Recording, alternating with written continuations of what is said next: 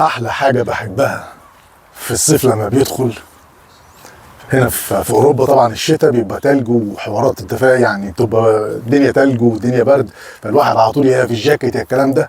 احلى حاجه بحبها في الاماكن المفتوحه اللي هي الجناين اللي موجوده، بيبقوا مهتمين بالرياضه. الرياضه زي ما احنا شايفين ده مكان عادي بابليك، عادي زي اي حديقه موجوده عندنا مثلا في مصر او في بلادنا العربيه، بس بيهتموا بشويه حاجات اللي هي كام جهاز كده يحطوهم للناس اللي عايزه ايه، تتمرن اي تمرين.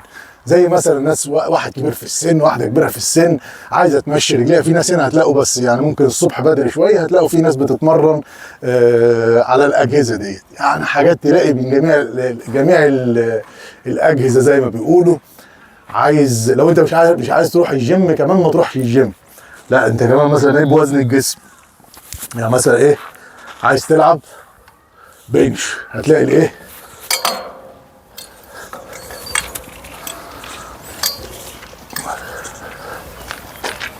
شغال، والله حاجه حلوه زي الفل، وتمرن نفسك بيها بدل القعده.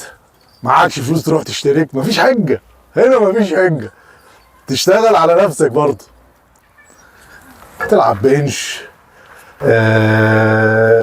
هنا مثلا الجهاز، كل جهاز مكتوب عليه لغايه كام كيلو، مثلا لغايه هنا لغايه 120 كيلو. الاجهزه اللي بيشتغل عليها، الاماكن اللي بيشتغل عليها ايه الجهاز دوت. بالنسبه هنا البنش، بالنسبه شويه للكتاف، كتاف خلفي، كتاف جانبي. هنا مثلا ده، هنا برضو نفس القصه، może zobaczymy tutaj. برضو نفس القصه، يعني كل الاجهزه هنا لغايه 120 كيلو، اعلى من 120 كيلو ما يقعدش على الجهاز، يعني خلي بالكم لازما ايه، لازما الخساسات. وشغالين على ايه، على وزن الجسم. نرفع رجلينا شويه فوق. طبعا لو انت موجود في اي مكان في اوروبا على ما اعتقد هتلاقي الاجهزه دي. اتمنى والله، نفسي الاقيها في مصر.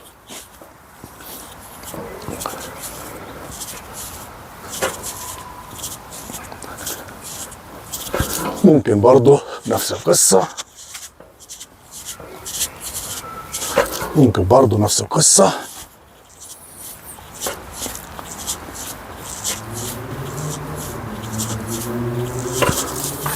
كلام ظريف وكلام لذيذ.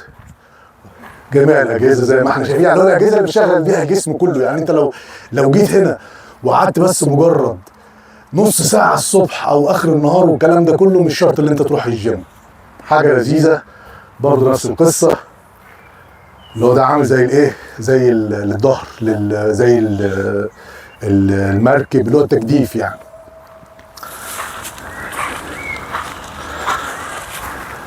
نفس القصه برضه. حاجات ايه، حاجات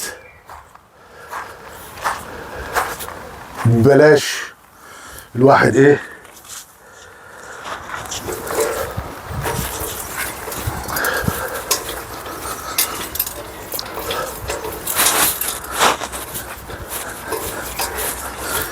فدي حاجه من الحاجات الايه اللذيذه.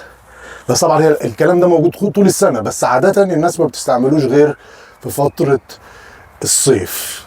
الصيف بيبقى فيه حركه اكتر وفيه بار اكتر. نفسي بجد اشوفها في مصر، في اماكن مفتوحه وبابليك للناس تستعملها، هتبقى حاجه في الجون.